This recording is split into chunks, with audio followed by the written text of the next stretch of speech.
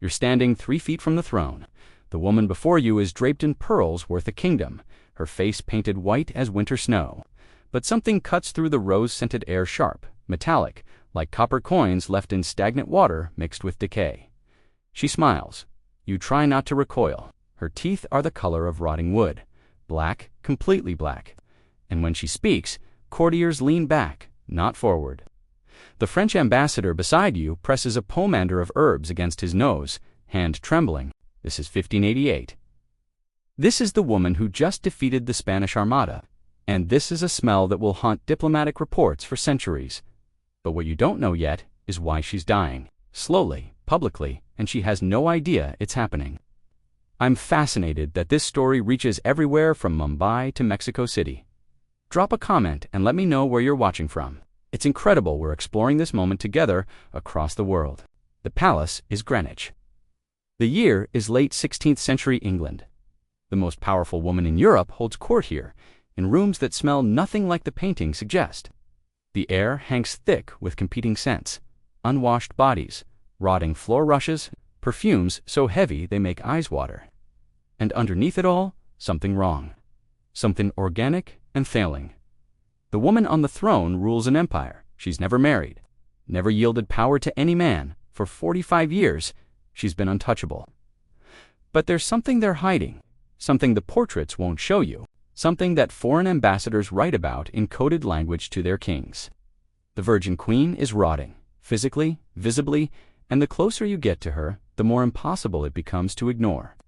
Before dawn 3 months ago, someone made a choice that sealed her fate. A letter written by her personal physician surfaces in archives, and the truth it contains is medieval horror made flesh. And the last person to see her body after death would discover something so shocking, they sealed those rooms for months. But what happened next broke every rule they thought they knew about royalty, vanity, and the price of denying your own mortality. Her name is Elizabeth Tudor. She's 55 years old, and she bathes once every 3 months. She said it herself, recorded by her ladies-in-waiting. I bathe once every 3 months, whether I need it or not. Most people in England haven't had a full bath in years. Water, they believe, opens the pores, makes you vulnerable to plague. 2 evil spirits. Elizabeth considers herself progressive for bathing at all. When the day arrives, it's an event. Servants haul copper tubs up narrow stairs, their backs straining.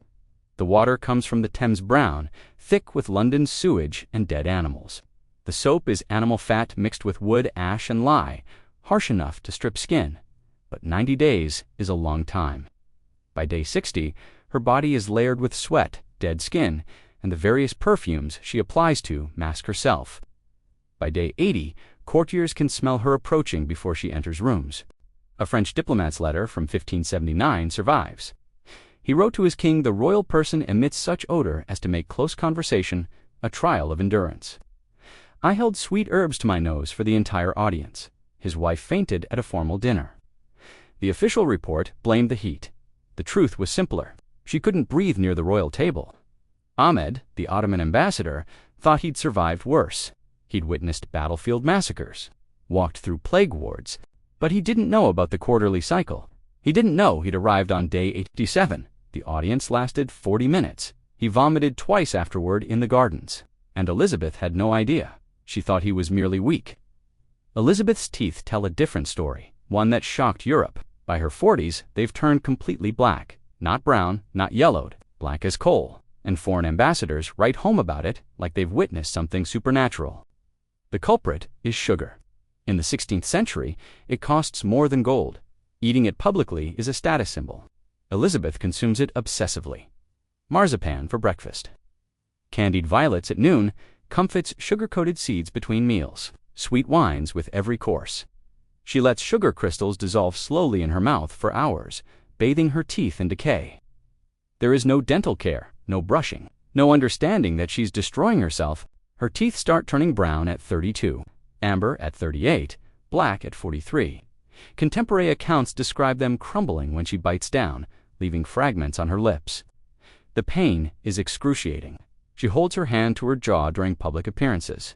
A gesture her court learns means agony. Her physician, Dr. John D., prescribes remedies that sound like torture, rinsing with urine, crushed pearls mixed with wine, pressing hot iron against her jaw to burn out the corruption. Nothing works. Her breath becomes legendary among European courts. Courtiers describe it as the scent of a charnel house, worse than a battlefield after 3 days in the sun. The Venetian ambassador wrote in 1590, "The smell from her mouth forced me to breathe through my mouth during our entire audience. It is a wonder she can speak at all." But here's what no one expected. The doctor who was supposed to help her, Dr. D, knew the sugar was killing her. He'd studied in Italy, understood cause and effect, and he kept prescribing sweet wines as medicine. On purpose, because she demanded it. Because queens don't hear the word no, and so he watched her rot, documented it, and said nothing that would cost him his position. By her late 30s, Elizabeth's famous red hair is mostly fiction. The hair loss came from the makeup. Lead-based cosmetics she applied daily to achieve her signature white complexion. The lead poisoned her slowly, and her hair fell out in clumps she'd find on her pillow each morning. So she wore wigs, elaborate constructions made from peasant women's hair, often dirty and lice-infested when purchased. The wigs were sewn onto silk bases with metal pins that rusted from her scalp's constant sweat. Her scalp became a battlefield. Lead poisoning left it covered in weeping sores and lesions that never healed because the wigs never came off in public. The wigs were never washed, only brushed and powdered. They accumulated months of sweat, oil, and London's coal smoke pollution. Lice thrived underneath. Ladies-in-waiting spent hours daily picking them from the hairpieces, but the parasites returned within days. The warm, moist environment beneath was paradise for them. The smell was distinctive enough that servants could identify when Elizabeth was approaching by scent alone.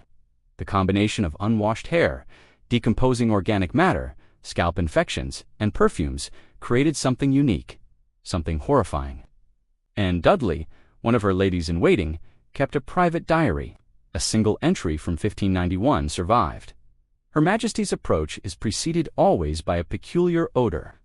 We have learned to prepare ourselves to breathe shallowly, to stand upwind when possible. God forgive me for writing this. The next page was torn out. This is where everything gets worse, where the vanity becomes a death sentence, where you need to understand what she did to herself every single morning. Elizabeth's white face, her signature look, required a mixture called ceruse, white lead ground into powder mixed with vinegar. Deadly, toxic, and she applied it fresh every single day. She'd sit motionless while servants painted the mixture onto her skin with animal hairbrushes. The lead powder floated in the air like dust, coating everything in her chamber, coating her lungs. The vinegar made it burn as it was applied. Her eyes would water, her skin would turn red beneath the white mask, but she couldn't move, couldn't speak, couldn't eat or drink until it dried completely. As ceruse dried, it formed a beautiful, smooth, white surface, porcelain perfect, but underneath, it was systematically destroying her natural skin. The mask would crack throughout the day from facial expressions. She'd need constant touch-ups, constant vigilance with mirrors to maintain the illusion. And here's the worst part. Elizabeth never fully removed her makeup. Instead, she applied new layers over old ones. Day after day, week after week. The buildup became several layers, thick old ceruse trapped beneath new ceruse, creating a toxic prison against her flesh. When she did attempt removal, the hardened ceruse had to be scraped off with ivory combs. The scraping took skin with it, left bloody scratches that wept and bled, and those fresh wounds would be covered with new poison the very next morning. The lead poisoning affected everything. Her memory failed. Her moods swung violently rage to despair in seconds. Her hands trembled. Her hair fell out completely. Her teeth loosened and turned more colors. Beneath the white mask, Elizabeth's natural skin had become a horror show. Deep lesions that wept constantly, if scar tissue from decades of scraping, a sickly yellow-green color from liver damage. Her lips were painted with cochineal crushed beetles mixed with oils that went rancid in summer heat. The smell mixed with her breath to create something beyond description. Robert Cecil, her closest advisor, wrote a private letter in 1598 that survived only because it was never sent. He'd written it, then hidden it behind a panel in his study where it was discovered in 1823.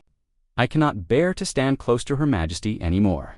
The sight beneath the paint, glimpsed when she scratches at her face, haunts my sleep. She is rotting before our eyes, and we are all complicit in pretending not to see. Elizabeth owned over 3,000 gowns. Not one of them was ever properly washed. The construction made it impossible. Multiple layers of silk, velvet, and brocade, delicate embroidery, precious stones sewn directly into fabric. These garments cost more than most people earned in a lifetime. Instead, they were cleaned by airing, brushing, and reperfuming. She'd wear each gown for days or weeks at a time. Body odor, sweat, and various bodily fluids soaked deep into the fabric. The rich materials absorbed everything like sponges, creating permanent records of her bodily functions. The dressing process required a team of servants and took hours. First came the shift, a linen undergarment, rarely washed, yellowed, and stiff with accumulated sweat.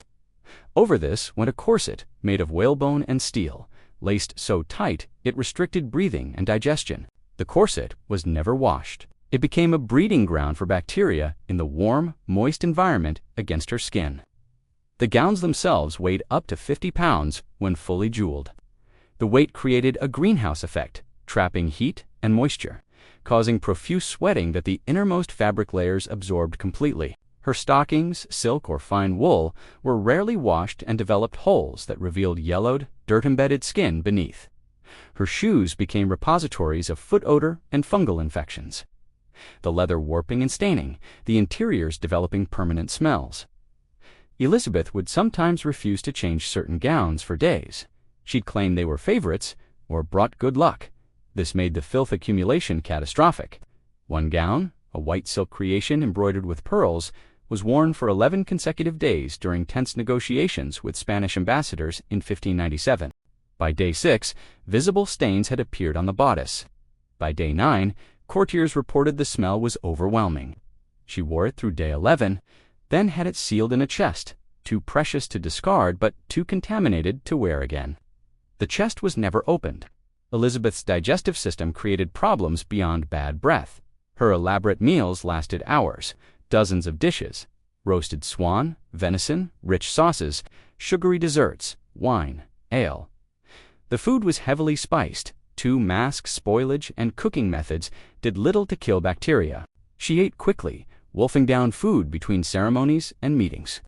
This hasty eating contributed to severe digestive distress.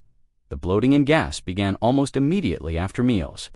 In an era when bodily functions were shameful, especially for women, Elizabeth's digestive issues caused constant anxiety and humiliation. The tight corset made everything worse, pressuring her stomach and intestines, causing severe pain. She'd sometimes loosen her stays during meals, a highly improper act carefully concealed from public view. The gas was legendary among courtiers, who politely ignored sounds and smells emanating from the royal person. Elizabeth would sometimes excuse herself from public events when problems became too severe, claiming illness when the reality was far more embarrassing. Her medications made everything worse. Mercury prescribed for possible syphilis was a powerful laxative, causing severe diarrhea. Herbal remedies contained toxic ingredients that caused nausea and vomiting. Elizabeth's solution to overwhelming hygiene problems was drowning herself in perfumes, but this created a worse problem. The perfumes didn't mask natural odor. They combined with it, creating unique stenches, somehow more revolting than the original smells. Her favorite was civet musk, extracted from African civet cat anal glands, expensive, luxurious, a status symbol. When combined with months of accumulated body odor, it created what courtiers described as a rose garden built over a cesspit. The daily perfume application took almost as long as makeup. Servants dabbed various scents onto pulse points, sprinkled perfumed powders into clothing and hair, created dust clouds that settled on everything. But 16th century perfumes were crude. Made from animal products and plant extracts that went rancid in heat, the oils would turn sour, developing putrid smells that mixed with Elizabeth's body odor. Fresh and rancid perfume created scents, both sweet and revolting, like flowers rotting in stagnant water. Her clothing became saturated with competing fragrances. Different perfumes reacted with each other and her body chemistry, creating new odors bearing no resemblance to original components. Body heat caused perfumes to intensify throughout the day. Pleasant morning scents became cloying by noon, nauseating by evening. And Elizabeth kept applying more, apparently unaware she was worsening the problem with every application. As Elizabeth entered her 60s, the accumulated effects of decades reached a crescendo. Her skin had become a patchwork of sores no makeup could conceal. Years of lead poisoning left her face pitted and scarred with lesions that wept, and crusted before being covered with fresh toxic layers. Her hair loss was complete. Her scalp was a battlefield of infected sores. The wigs became heavier as she tried compensating for baldness, but the weight only worsened her scalp's condition. Her remaining teeth were so loose she could barely chew. Her diet reduced to broths and soft breads. Even simple food caused pain. Her body odor reached almost supernatural intensity. The combination of unwashed skin, infected wounds, rotting teeth, and rancid perfumes created smells courtiers described as death itself. Her presence could be detected from rooms away. Servants would flee when they heard she was approaching. Her mental state deteriorated, possibly from lead poisoning. She'd forget conversations, repeat herself endlessly, fly into violent rages over minor slights, and through it all, she never understood, never saw what everyone else saw, never smelled what everyone else smelled. The mirrors showed her what she wanted to see: the white face, the elaborate gowns, the imperial presence. The reality was something else entirely. When Elizabeth Tudor died on March 24, 1603, at Richmond Palace, there was profound silence in the death chamber. The woman who had dominated English politics for 45 years was gone, and with her died the elaborate fictions that had hidden her condition from public view. The aftermath revealed everything. Servants preparing her body for burial found a woman bearing little resemblance to her portraits. One account survived, written by a lady-in-waiting who'd served for 30 years. We wept not from grief, but from shock at what we uncovered. The body beneath the gowns was a map of suffering we'd all pretended not to see. The rooms where she'd lived retained their distinctive odor for months after her passing. Some palace areas were sealed off entirely to contaminate it for other purposes. Her wigs were burned, all of them. The smell during their burning, witnesses reported, was unforgettable. Her gowns were distributed to courtiers, as was tradition. Most were quietly destroyed. A few were kept, sealed in airtight chests. One survived to modern times. When opened in 1952 for analysis, researchers reported a smell so powerful they had to work in shifts.